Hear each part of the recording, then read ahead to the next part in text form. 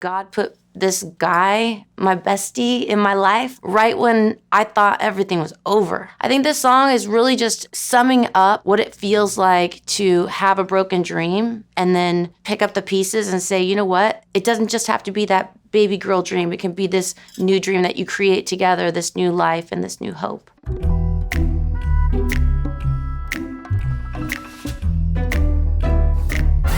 The song basically came out of the idea that you have these big dreams of what love's going to look like. I had these incredible parents that were so in love since they were 15, and they still are. And that was what I thought I was going to get. And it just kept not getting there. And so I think when you have your big life dream, which is, you know, to have a family and be married and all the things, and that gets broken, how do you move on from that? This bouquet is like gathering all these new hopeful memories and dreams and making this new life together along the road of healing. You create your own new bouquet, a new dream, and that's possible. We met when my heart was broken. Thank God that yours was too. So lucky that you were going through what I was going through. Everything happens like in God's timing, and that was just how it started. We were both over. Our lives were over, and then all of a sudden it was like, okay, no, it's not over. This is just the beginning. I saw him in his moment of like his life falling apart, and I remember writing him and saying like, can you believe we're both going through this right now? And I didn't even know him enough to even write that, because it was like I didn't know he even existed as a human being, because he's from Oklahoma. He's from a completely different culture, genre of music that I never listened to growing up. Nothing. Like, didn't know one of his songs, nothing. You know, I'm not going to sit here and try to convince somebody it was a miracle, but I just truly know it was, and so does he. And then the next thing you know, we can't leave each other alone. Kiss me, and it felt like home.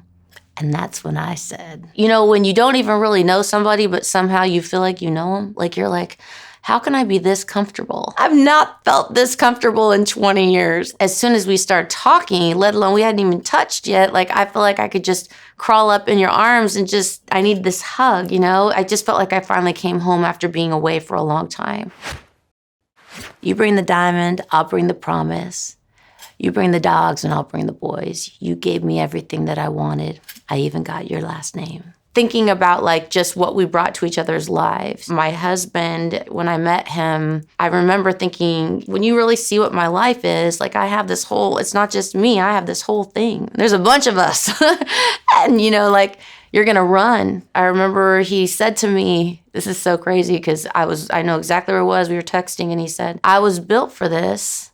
And I didn't know it till now. And he said that because in his own family, his dad had adopted his older brother that wasn't his child. His dad went on to raise a whole nother family. It was normal for him to have an amazing dad that just took people in and loved them. And so that was just like one of those things that made me understand what an amazing person he was. So yeah, that's probably why I put that line in it, because it's like we both brought things to each other's lives that we didn't know we were going to have. I got the faith and you got the patience. I drive you crazy and you drive the truck. I know that we'll be okay. We're making our own bouquet. Well, I don't think I actually drive him crazy, but I think we both, especially in the beginning, drove each other crazy in love, and that's for sure. Blake doesn't care about cars or any of that stuff. He just has this truck, and he's always had the same truck, and it's like this truck that's just disgusting. I feel like going into his world and being in his world was something that I didn't know I needed. I just wasn't like a truck kind of girl from Orange County. Like, it's just such a comforting thing now, like, to be in Blake's truck. And anyone that knows Blake feels the same way.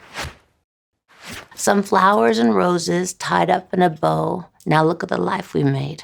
We're making our own bouquet. For me, the sunflowers really represent Oklahoma, because when I first met Blake, he has this ranch and he's always, you know, on the tractor, and he's doing this like large scale, like gardening. It's really not gardening, but he'll do these plots of like, it's basically food for the animals, and he'll do things from alfalfa or wheat or all these things. And I'm like, that's so boring, or corn, you know? One time he did sunflowers, and it's because the animals love to eat that. And I was like, oh my gosh, this is incredible. Roses just always symbolize love. And then just the idea of tying it in a bow is just like tying it all together and like saying this is forever. Put your name on the dotted line. Signed up for more than me.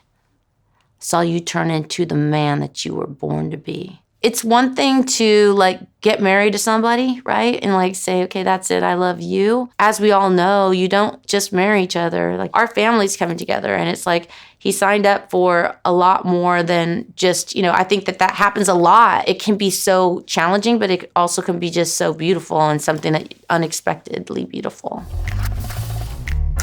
I know that there's like a flower seed growing petal theme on this record.